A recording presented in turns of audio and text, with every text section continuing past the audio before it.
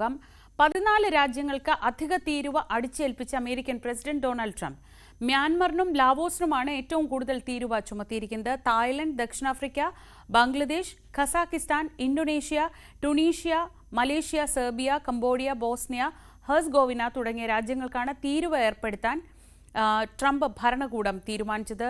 സജിമോൻ ആന്റണി വിവരങ്ങളുമായി ചേരുന്നുണ്ട്. Good morning sir. ഇന്നലെ ഈ ബ്രിക്സ് ഉച്ചകോടിയൊക്കെ കഴിഞ്ഞപ്പോൾ തന്നെ ഒരു ചെറിയ പ്രശ്നം പ്രസിഡന്റ് പ്രകടിപ്പിച്ചിരുന്നു.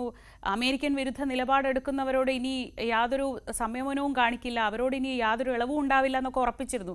ഇപ്പോൾ പക്ഷേ ഇന്തോനേഷ്യ, ടുണീഷ്യ അടക്കമുള്ള കുറേ രാജ്യങ്ങൾക്ക് വീണ്ടും അധിക തീരുവ ഏൽപ്പിച്ചിരിക്കുകയാണ്. ഒരു ഇടവേളയ്ക്ക് ശേഷമാണ് ഈ 14 രാജ്യങ്ങളുടെ പട്ടിക വരുന്നത്. എന്താണ് ഇതുമായി ബന്ധപ്പെട്ട് കിട്ടുന്ന വിവരങ്ങൾ? തീർച്ചയായും ടാരിഫ് ഈക്വൽ ടു ടാക്സ് ഇവിടെ ഞങ്ങളുടെ ഭാഷയിൽ പറയുകയാണെങ്കിൽ അപ്പോൾ അത് അപ്സ് ആൻഡ് ഡൗൺസ്, സസ്പെൻസുകൾ നടന്നുകൊണ്ടിരിക്കുകയാണ്. ഓരോ ദിവസവും ഓരോ ട്വിസ്റ്റ് വന്നുകൊണ്ടിരിക്കുകയാണ്. അതിനകത്ത് നമുക്കറിയാമല്ലോ, അമേരിക്കയ്ക്ക് ഏകദേശം ഇങ്ങോട്ടേക്ക് ടാക്സ് 2.8% ആവറേജ് ആയിരുന്നു. എന്നാൽ മറ്റ് ലോക രാഷ്ട്രങ്ങൾ 50, 100, 75, 140 വരെ അമേരിക്കയെ ചാർജ് ചെയ്യുന്ന ഒരു പ്രതിഭാസം ഉണ്ടായിരുന്നു. അതിന് ബദലായിട്ടാണ് ഈ ഒരു ടാരിഫ് വന്നത്, ട്രംപ് അഡ്മിനിസ്ട്രേഷൻ കൊണ്ടുവന്നത്. എന്നാൽ അതിനെ ഹാൻഡിൽ ചെയ്ത വിധത്തിൽ ഇവിടെ പല ക്രിറ്റിസിസം ഉയരുന്നുണ്ട്. എന്നാൽ അതിനിടയിലൂടെ ഓരോ ദിവസവും ഓരോരോ ട്വിസ്റ്റിലേക്കാണ് പൊയ്ക്കൊണ്ടിരിക്കുന്നത്. ഇന്നലെ ബ്രിക്സിന് അത് എനിക്ക് തോന്നുന്നത് ജൂലൈ 7 അത് എക്സ്പയർ ആവുകയായിരുന്നു. അതിനെ ഓഗസ്റ്റ് 1 മാറ്റി എക്സ്റ്റെൻഡ് ചെയ്തു. അതൊരു ഗുഡ് ന്യൂസ് ആണ് ബ്രിക്സ്. കാരണം ബ്രിക്സിനകത്താണ് നമ്മൾ ഇന്ത്യയും വരുന്നത്.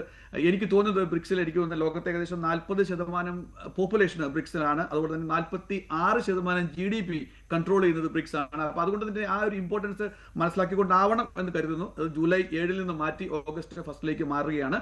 അപ്പം നെഗോഷിയേഷൻ നടന്നുകൊണ്ടിരിക്കുന്നു. എന്നാൽ അതിനിടയിൽ ഇന്ന് ശ്രീധ പറഞ്ഞു കൊടുക്കുക തന്നെ 14 രാജ്യങ്ങൾക്ക് അതിനകത്ത് പല ചെറിയതും വലുതുമായ രാജ്യങ്ങളുണ്ട്. തായ്ലൻഡ് ഉണ്ട്, ബംഗ്ലാദേശ് ഉണ്ട്, സെർബിയ ഉണ്ട്, കംബോഡിയ ഉണ്ട്.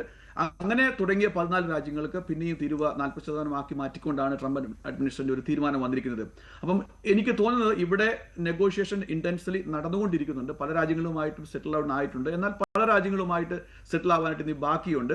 അപ്പൊ അതിന്റെ ഒരു റിയാക്ഷൻ സ്റ്റോക്ക് മാർക്കറ്റിൽ ഇവിടെ കണ്ടിരുന്നു. എനിക്ക് തോന്നുന്നത് 4.5% ഡൗ ജോൺസിന് താഴേക്ക് പോയി. അപ്പൊ അതിന്റെ അർത്ഥം മാർക്കറ്റ് ടോട്ടലി ക്രാഷ് ആയി എന്നല്ല. കാരണം 42,000 44,000 ആയി. കഴിഞ്ഞ ഒരാഴ്ചയായിട്ട് ഈ താരിഫിന് ഒരു സമാധാനമായി എന്ന് കരുതി മാർക്കറ്റ് അപ്പിൽ മേളിലേക്ക് പോവുകയായിരുന്നു, പോസിറ്റീവ് ട്രെൻഡ് ആയിരുന്നു. എന്നാൽ കഴിഞ്ഞ ഒരാഴ്ചയിൽ ആ ഒരു ചേഞ്ച് മാറ്റിമറിച്ചുകൊണ്ട് ഇന്നത് താഴേക്ക് പോവുകയാണ് കാണുന്നത്.